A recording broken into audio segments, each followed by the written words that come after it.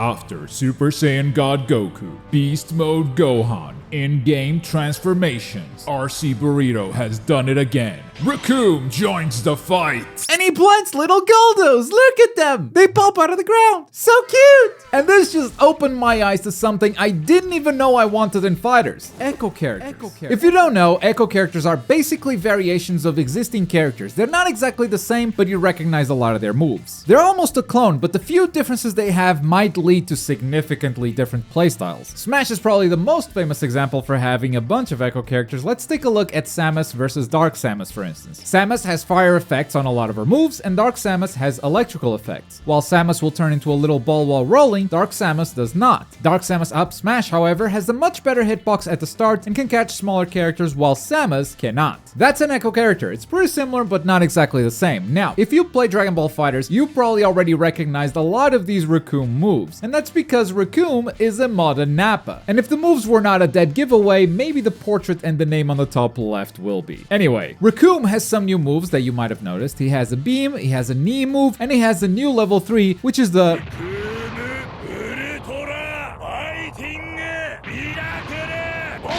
Thanks, Recoome, and yes, you can combo after the level 3 connects. That's super cool. Recoome already feels like a unique character, and all it took was changing a few of his specials. Well, kind of. The mod actually doesn't change the specials, it adds them. So Recoome is just a better Nappa, because he has all of Nappa's moves, plus all of Recoome's moves. So he's technically not an echo character. For him to be an echo character, you'd have to get rid of Nappa's specials. But with RC Burrito, I feel like that's never the goal. It's never to make something that could be in the final game. Burrito's just having fun and making some crazy stuff. You think Beast Gohan is balanced? You think balance is a concern? Absolutely not. But, hear me out, maybe it could be. Let's imagine a future that's not that far away. In less than 2 weeks, we're getting the Dragon Ball FighterZ World Tour Finals, which is one of the best places where they could announce the next version of Dragon Ball FighterZ. You know, the one coming out for PS5 and Xbox Series X with rollback netcode. Now, Bandai said there would be no further balance changes or new characters. They are done. They're gonna release this update and that's it. Even if EVO just announced Dragon Ball FighterZ as one of their main games with a 25k prize pool. That's really good. Almost as good as this gamer subs right here.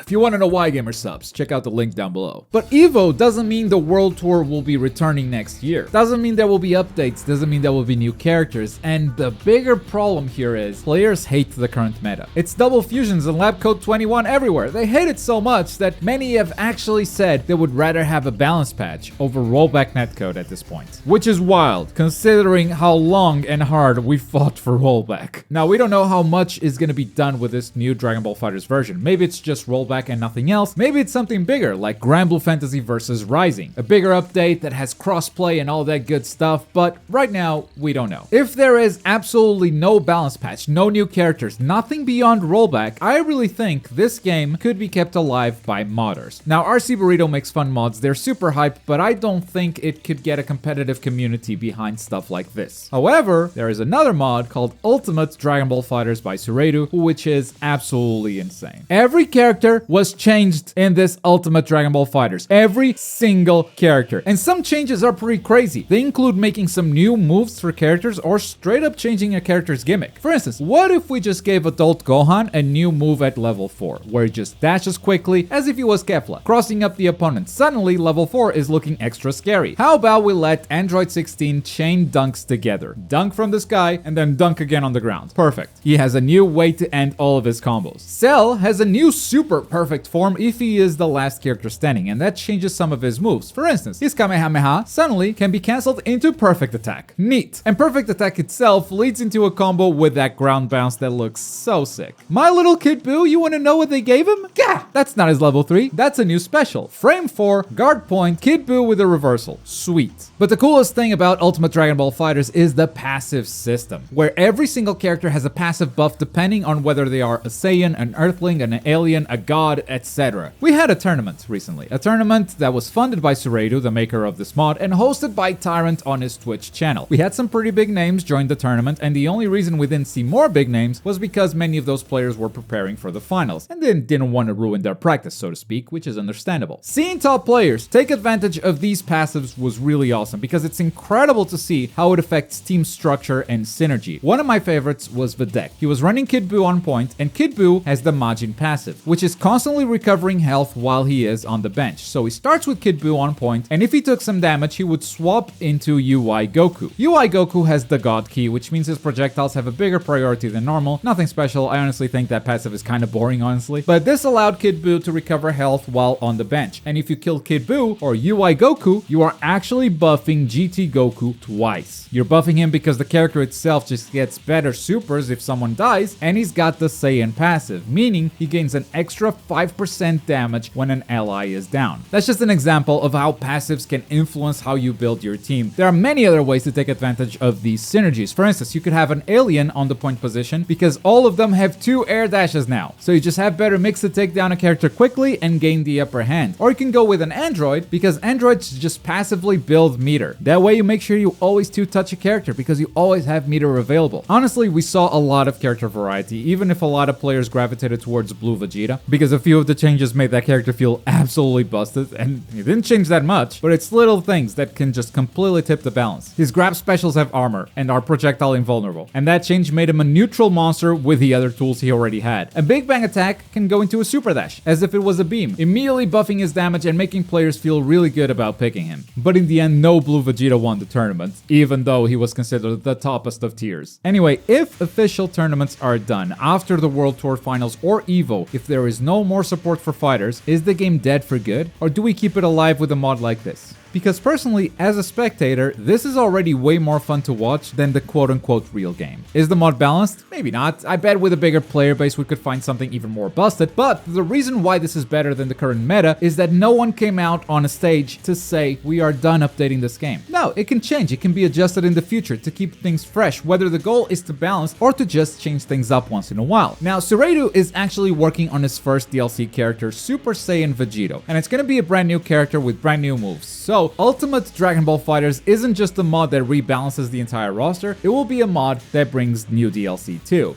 And this brings me back to RC Burrito. A brand new DLC is a ton of work. However, what about echo characters? You keep a character's normal attack, so a lot of that work is already done, and you reimagine the character with new special moves. It's a strategy that many publishers have used in the past. Heck, Demon Slayer did it with the Entertainment District characters recently. And while it may be disappointing if that happens in the middle of a season of DLC because you expected a bit more, when the expectation is nothing because nothing else is coming out to Dragon Ball FighterZ, then echo characters start to sound pretty damn good. Not only for us, the players, but for the devs themselves. And when I say devs, I say the modders. Because then they don't have to dedicate so much time to building something from scratch, and hey, who knows, maybe RC Burrito and Suredu don't have to work on these updates solo, they can work together in the future. I think the work Suredu has done is really impressive and could be the future of Dragon Ball FighterZ, but RC Burrito knows this fandom super well. It didn't take long for him to release the Beast Mode Gohan after that movie dropped. This is someone who understands what Dragon Ball fans want. Seeing these two geniuses together could actually be something special. That said, maybe something will be announced for Dragon Ball FighterZ. Maybe there's an update that's bigger than just rollback. Whatever happens, we'll be here to cover it next week. And if we do get something, these mods are still cool and worth looking at. Even if they are not needed to keep the game alive anymore, it's always cool to just download and mess around with them. We'll have to wait and see, but for now, another great mod by RC Burrito, and I look forward to trying out that Super Saiyan Vegito by Suredu. But mods do have this kind of power, and if you don't believe me, check out what one person's mod